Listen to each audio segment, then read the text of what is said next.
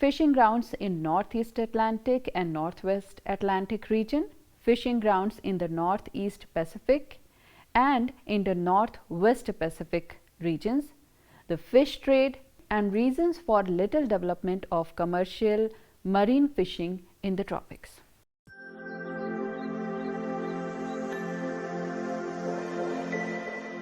The vast continental shelf of the Northwest Atlantic provides an excellent breeding ground for fish. They feed on the plankton, which is abundant here because of the cool water and shallow seas. Besides the famous Grand Banks southeast of Newfoundland, there are other lesser banks including Green Bank, Sable Bank, St. Pierre Bank and George Bank. Fish comes in enormous shoals to spawn in shallow seas of the Canadian American coast and are caught all around the year.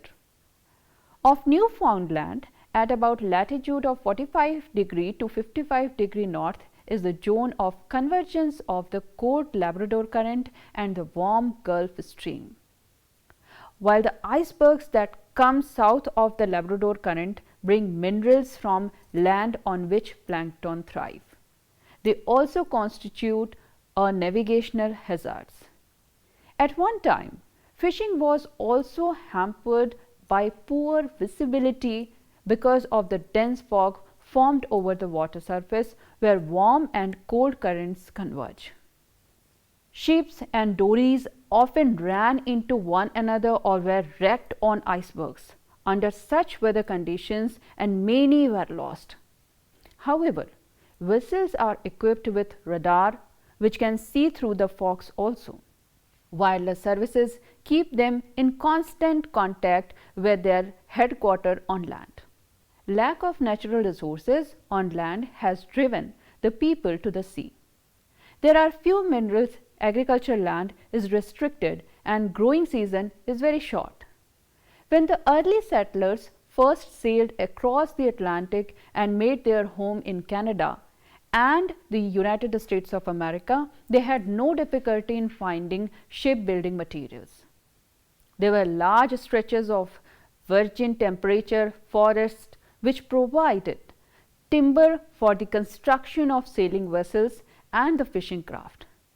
The New England states were noted for their shipbuilding industries. Ports such as Boston, Portland and St. John's or Halifax in Canada are still important for shipbuilding. The timber also provides material for barrels and boxes for the packing and preservation of fish. The cool temperate climate not only favorable large-scale commercial fishing but also the preservation and storage of fish, which is very important. Modern canning and refrigerating facilities accelerate the fish export trade.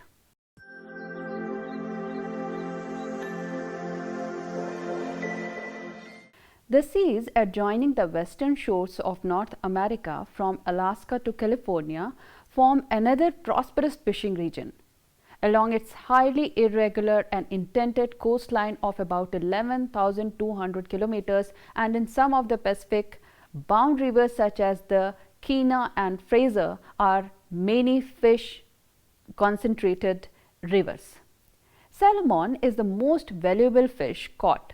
It is mostly exported as canned salmon.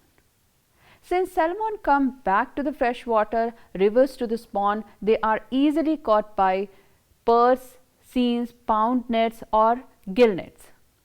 Salmon have been caught for the past 100 years in such number that stocks have been greatly depleted.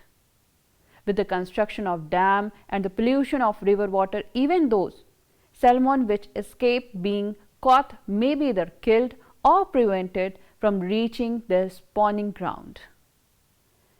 There are now few salmon left in most of the American and Canadian rivers, and the bulk of haul comes from the newer source in Alaska. Most salmon canned in Alaska are shipped to Vancouver and Seattle for export. Attempts have been made to prevent further depletion of the salmon by artificial fertilization of salmon eggs in hatcheries and their subsequent redistribution to the overfished rivers. By clearing streams and by providing ladders or wires to assist salmon in their run upstream for spawning, and by legislation against excessive salmon fishing. But only time will show whether these are successful methodology or unsuccessful.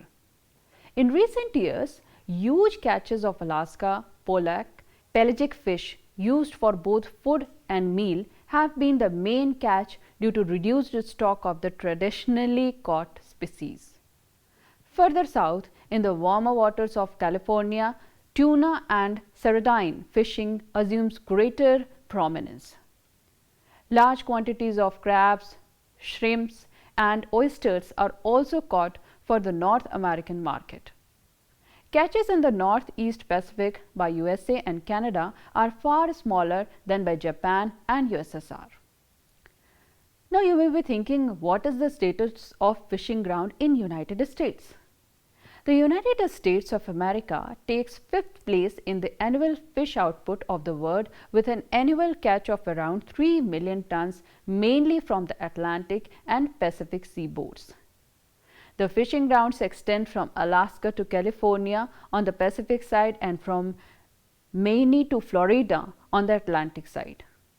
The leading fishing states are Alaska, California, Delaware, and New Jersey, etc. The shallow waters of the Atlantic seaboards yield menhaden, mackerel, herring, cod, ocean perch, flounder, whiting, and many other species. The major landing ports are New Bedford, New Haven, Baltimore, Beaufort, and Jacksonville. On Pacific side, Alaska pollock and salmon are the leading species, followed by tuna, sardine, and plicard of the California coast. Another important fish is known as shellfish. Shellfish are an important part of the American fishing industry. Shrimps, crabs, prawns, lobster, and oysters are the most important one. The shrimps and prawns fisheries are based on the ports bordering the Gulf of Mexico. Lobsters are caught into the coastal waters of New England, while crabs are found in the Chesapeake Bay and off the Gulf states. The oyster fishery of Chesapeake Bay and Long Island Sound is probably the greatest in the world. The sponges harvested in the shallow tropical waters in the reef in Key West of the coast of Florida support a thriving sponge industry. Byproducts of the shellfish include the manufacture of poultry grit, lime, and pearl buttons. Many Americans take to fishing as a sport, especially in inland lake and rivers. Fishing in Canada. The annual output of Canadian fisheries is a little larger than that of Britain.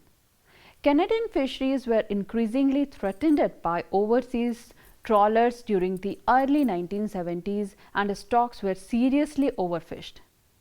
Canada and the USA were both among the first countries to claim the 320 kilometers special economic zones in 1976 to 77 to protect their fisheries. The chief fish were salmon, cod, lobsters, herring, haddock, halibut, flounder, sole, sardine, and whitefish. Canada's small population cannot absorb the entire catch, and much of the fish is exported wet to the United States and dry to Latin America and southwestern Europe. Canadian fish comes from two major areas. Newfoundland with Labrador remains the leading fishing ground. Cod is the traditional catch on the banks, while the lobsters of Nova Scotia have attained greater prominence in recent years. The revolution of fishing methods during the 20th century using trawls, nets, and powered boats has increased catches tremendously. At the same time, widening the fishing areas to the deeper parts of the Atlantic Ocean. Salmon is caught in very large quantities in the maritime provinces of Nova Scotia and New Brunswick. In eastern Canada, Fishing and its related industries provide a valuable source of employment and export earning, especially in Newfoundland, where there are 40 freezing plants and nearly 60 salt fish plants. The inland freshwater fisheries of Canada produces salmon, trout, and whitefish, which are caught chief rivers and the lakes, for example in the Greater Lake or in the Great Salway Lake.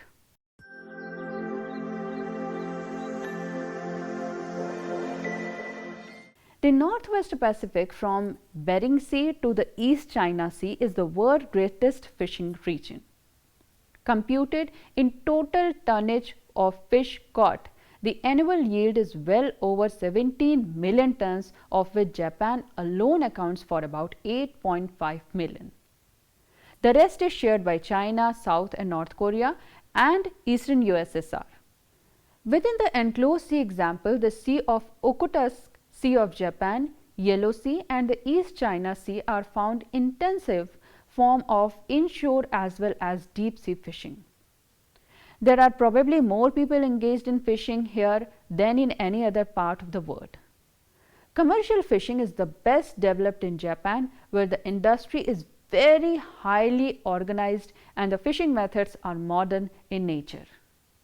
Compared to Japan, the Chinese under the communist regime have laid greater emphasis on the importance of marine harvest. But China still specializes in inshore fishing and inland fish culture. With an estimated population of around 865 million, the demand for fish, which forms an essential part of the Chinese diet, is continually growing. Fishermen from the overcrowded provinces of Guangdong, Fujian, Zhejiang and Jiangsu have had a tradition of seafaring for many centuries. They sail in junks and tongkangs into the East Chinese seas and bring home a rich variety of fish, shellfish and other marine food. In the inland rivers and the lakes, fishermen uses all sorts of nets, traps and lines, including the use of fishing birds, that is also known as cormorants, to catch the fish. The next important region in this connection is USSR. The USSR is continuously expanding its sea fisheries. On the Pacific border, the Japanese fishing fleets have been excluded from the Sea of Okhotsk since 1946, and in 1956, Convention for High Sea Fisheries on the Northwest Pacific Ocean was concluded with Japan to restrict the freedom of open fishing. The drive for increased fish output has now made the USSR the second greatest fishing nation with an annual production of 9 million tons. In other words, I can say that 13% of the world output. This can be compared with the catch of 2.3 million tons in 1960 and 7 million tons in 1970. The USSR fishing fleets are not confined to the Pacific, however. They make huge catches in the Arctic of northern Norway and northern USSR, in Northeast Atlantic region of Eastern North America, in the Antarctica and even in the tropical water of Indian Ocean. The bulk of the catch in Northwest Pacific is made up of salmon from the Kurils, Sakhalin and Kamchatka. Other fish caught include Alaska, pollock, tuna. The USSR is the leading whaling nation. Large quantities of freshwater fish including eels, carp, trout and salmon are also caught in the Siberian rivers and the Caspian Sea. The expansion of Russian fishing industries has often been to the detriment of longer established fishing nations, especially Norway. The fishing industries in Japan. Japan, whose annual catch amounts to 14.5% of the world output, has a long established fishing industries. In Japan, there are many villages which are known as the fishing villages. Fishing villages, large and small, are found all along the rugged coastline from Hokkaido to Kyushu.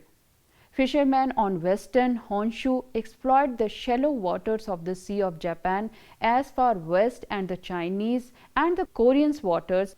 Inshore fishing is very well developed in the coastal waters of Japan. Fishermen do not sail more than a few kilometers out to the sea in their small fishing craft. They fish either as a full-time occupation or only seasonally to supplement their farm income. So, they have developed their own indigenous methods to develop the fishing grounds. Deep sea fishing for cod, Alaska, pollock, herring, tuna and mackerel has developed more recently. Large modern vessels fish the Pacific Oceans and operate in every oceans.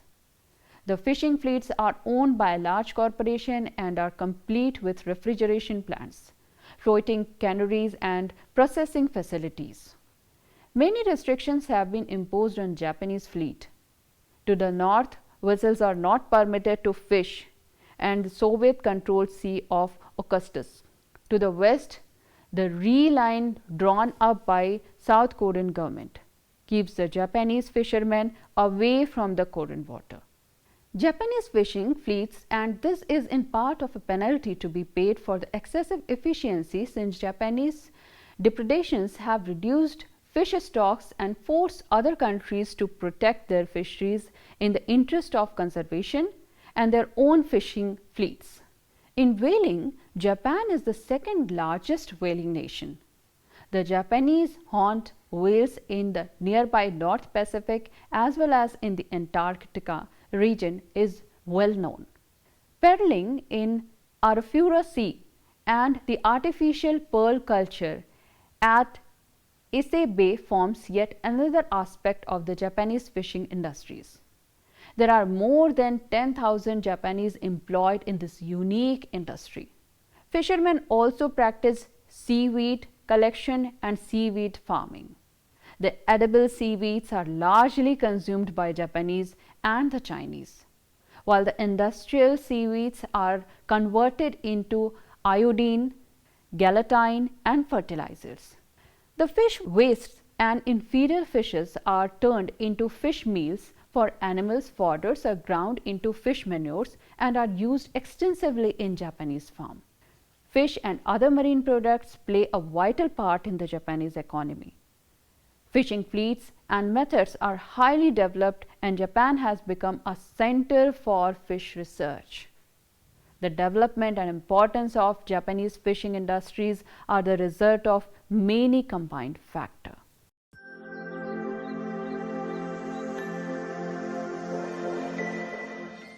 Fish and fisheries are economically and socially important.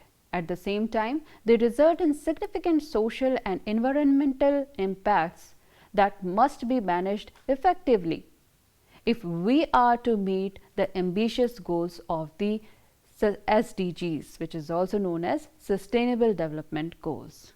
Fisheries worldwide currently catch about 130 million tons of fish a year, both reported and unreported, which in 2015 generates about $180 billion annually. Using the average global multiplier, a measure of the economic impact of $1 of landed value of fish sold at the dock, marine fisheries create economic impacts of an estimated $500 billion a year. Of the total amount of fish supplied, about 40% was marketed live fresh or chilled, while 46% was processed in frozen, cured or other prepared forms for human consumption, with the remaining 14% allocated to non-food uses. Fisheries are particularly important in developing countries where they support numerous small-scale artisanal and subsistence fisheries who often provide crucial food supply, sustain regional economies and support the social and cultural values of the areas. So, these sectors are crucial to the livelihood of people living in many coastal communities around the world. The share of the total fish production that is exported increased significantly from 25% in mid-1970s to nearly 40% in 2011. reflecting the sector's growing degree of integration in the global economy. In recent years, liberalization policies, technological innovations, improvement in processing, packaging and transportation, as well as changes in the distribution and marketing have further accelerated this trend, while facilitating the emergence of complex supply chain in which goods often cross national boundaries several times before final consumption. Developing countries account for more than 50% of all fisheries exports in value terms. The PRC, Thailand, Vietnam, India and Indonesia are among the leading players in this connection. Overall, net exports of fish and fish products from developing countries largely exceed those of agricultural commodities such as rice, meat, sugar or coffee. In terms of export markets, developed countries have traditionally represented a major outlet, with roughly 2/3 of developing countries' exports directed to them. A growing share of these exports consist of processed fisheries, products prepared from imports of raw fish that are processed and re-exported. The re-export phenomena reflects the growth of global value chains and the fact that low-cost processing means fish may be caught in one part of the world. We see that in countries such as Maldives, Cape Verde or Mozambique, fisheries represent up to 50% of the total merchandise export, with a share going up to 60% or even 75% in certain years.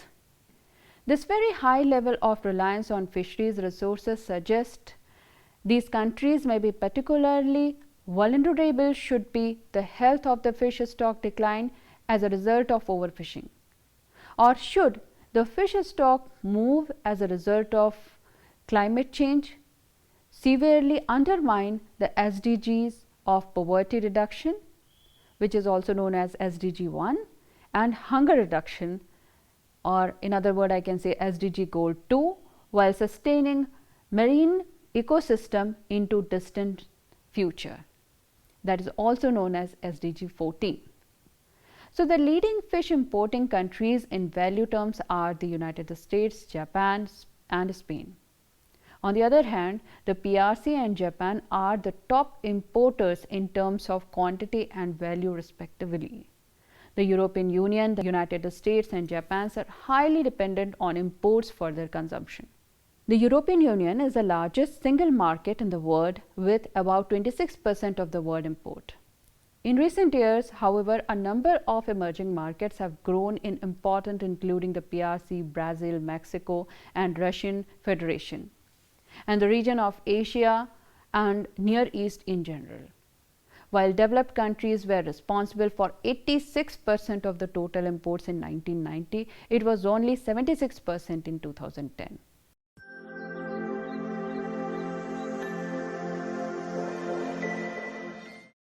The first important factor is climate.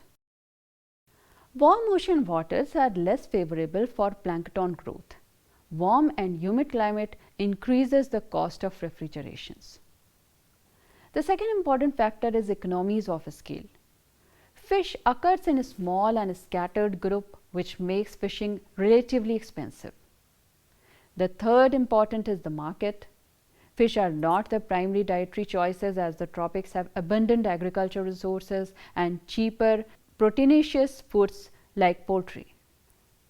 Another important factor is export potential. Tropical fish have higher oil content compared to the proteinaceous temperate fish. Another factor is capital. The poor tropical countries do not stand a chance against their affluent temperate counterpart in capital-intensive commercial fishing industries. Most of the tropics have a straight coastline, unlike the temperate regions where most of the coast is indented and deep. Hence, commercial fishing ports are hard to develop in the tropics.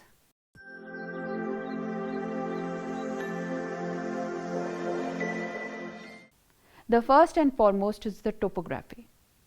The continents in the southern hemisphere have very narrow continental shelves. Except for the region around the Falkland Island, When it comes to the anthropogenic factor, market plays an important role. Cattle rearing in pampas of South America and Eastern Australia, dairying in New Zealand, and agriculture in South Africa means that Southern Hemisphere has more affordable alternative to fishes.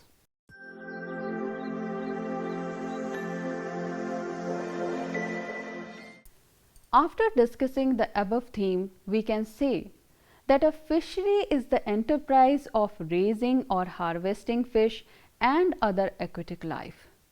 Fisheries and aquaculture constitute an important economic activity with a vast potential for sustainably exploiting a wide variety of inland and marine fisheries resources around the world and specifically in India.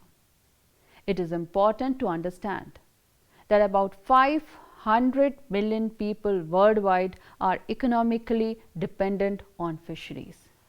And that is the reason it is very important to understand different factors as well as distribution, development and different limitations of fishing industries in economic geography.